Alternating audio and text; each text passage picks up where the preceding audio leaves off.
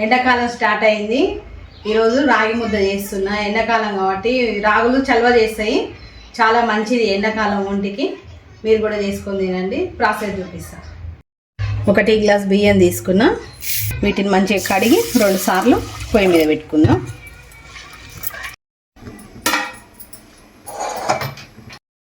బియ్యం కడిగి పెట్టుకున్న బియ్యం ఉడుకుతున్నాయి.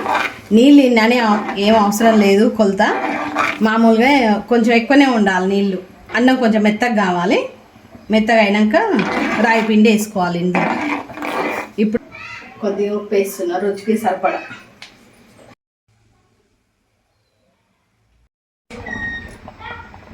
ఇంకా కొంచెం పలుకు ఉంది, ఈ పలుకు కూడా ఇరగాలి.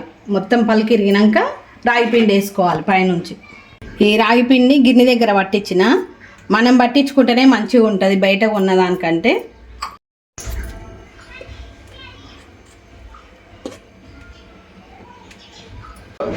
ఒక టీ గ్లాస్ బియ్యానికి 1 గ్లాసు రాగి పిండి పోస్తున్నా.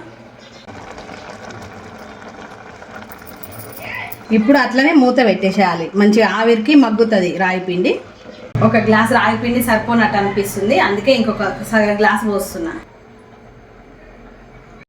ఇప్పుడు మూత పెట్టి మగ్గించుకోవాలి. ఇప్పుడు ఎమ్మటే కలపొద్దు, రాగి పిండిని ఆవిరికి మంచిగా ఉడకాలి.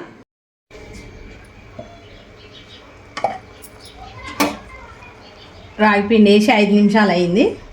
ఇప్పుడు కలుపుకుందాం మంచిగా.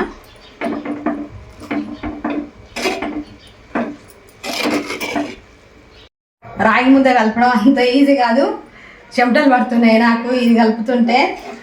చాలా గట్టిగా ఉంది. కొన్ని వాటర్ తక్కువ పోసిన, అందుకే కలపడానికి ఇబ్బంది అయ్యింది. మళ్ళీ కొన్ని వాటర్ పోసి కలుపుకుంటే మంచిగా వచ్చింది, మంచిగా ఉడికింది. ఇక స్టవ్ బంద్ చేస్తే ఇక కుండ వేడికి ఇంకా ఉడుకుతుంది. మంచిగా అయింది. ఇక స్టవ్ బంద్ చేస్తున్నా. మంచిగా ఒకసారి కలుపుకొని ముద్దలు కట్టుకోవాలి.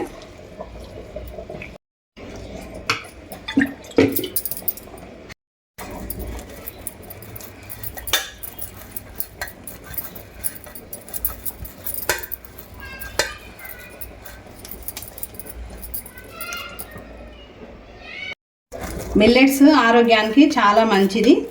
ఈ ఎండాకాలం రాగులు ఒంటికి చలవ చేస్తాయి. ఇట్లా చేసుకొని తినడానికి చూడండి, మీరు కూడా తినేటట్టు చూడండి.